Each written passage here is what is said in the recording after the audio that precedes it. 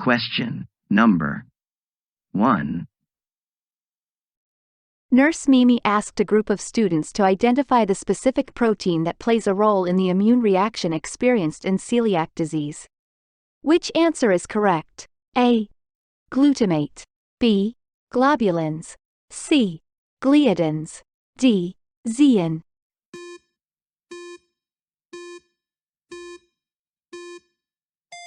The correct answer is letter C. Gluten is not a single protein but a complex mixture of related proteins, namely gliadins and glutenins. This combination gives it the elastic structure widely used for industrial food products. Gliadins are the main trigger for immune response for patients with celiac disease. Question number 2. Dr. Sparrow orders an endoscopy to a patient with celiac disease. Which findings do you expect from the procedure? A. Overgrowth of intestinal villi. B. Ulcerations in the jejunum. C. Flat intestinal villi. D. Cobblestone appearance throughout the small intestine.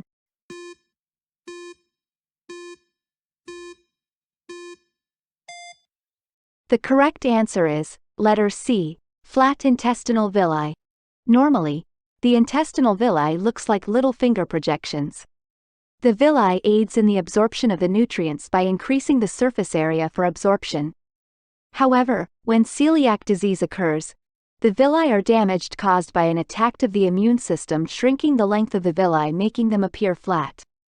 This will decrease the surface area for absorption and lead to malnourishment issues in the patient. Question number 3. The following are the antibodies to be checked for a patient with suspected celiac disease, except A. Antinuclear antibody, ANA. B. Tissue transglutaminase antibodies, TTG-IgA. C. IgA endomysial antibody, EMA. D. IgA serum.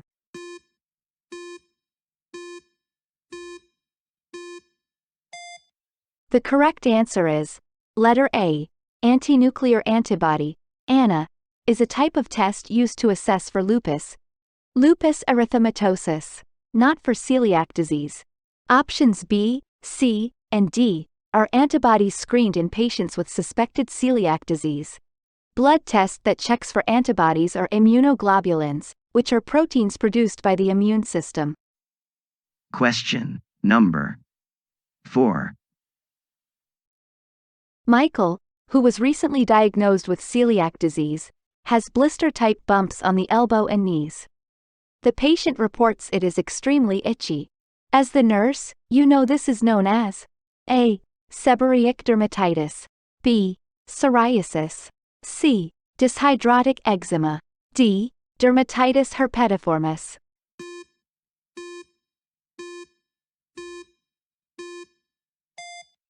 The correct answer is letter D. Patients with celiac disease may exhibit skin rashes called dermatitis herpetiformis. It is caused by the body's immune system reacting to a protein called gluten in foods containing wheat, barley, and rye.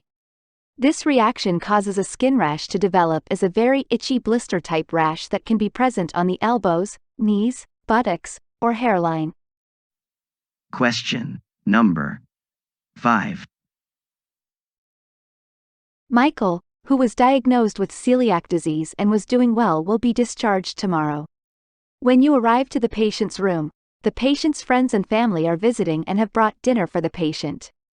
Which food item below should the patient avoid consuming? A. Pork barbecue sandwich. B. Steak and steamed broccoli. C. Braised chicken with carrots. D. Vegetables and rice.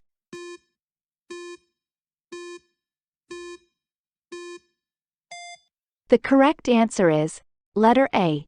The pork is okay to eat, but the bread of the sandwich is not. Sandwich bread, which is called bun, is typically made up of wheat, which contains gluten. Vegetables and rice are gluten-free. The most common sources of gluten are baked products, as its main component for production is wheat. Here are the most common processed foods that are high in gluten: breads, cakes and pies, candies, cereal, beer, and gravy. Question Number 6. After the nurse provides dietary restrictions to the parents of a child with celiac disease, which statement by the parents indicates effective teaching? A. We'll follow these instructions until our child's symptoms disappear. B. Our child must maintain these dietary restrictions until adulthood. C. Our child must maintain these dietary restrictions lifelong. D. We'll follow these instructions until our child has completely grown and developed.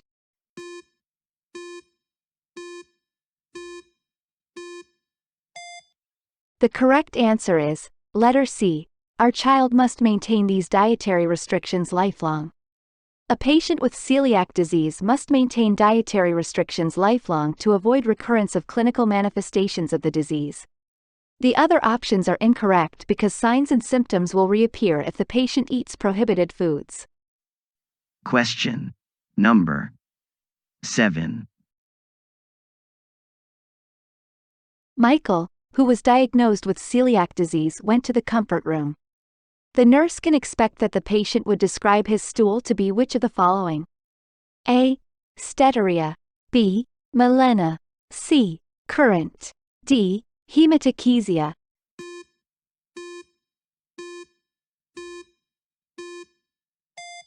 The correct answer is letter A.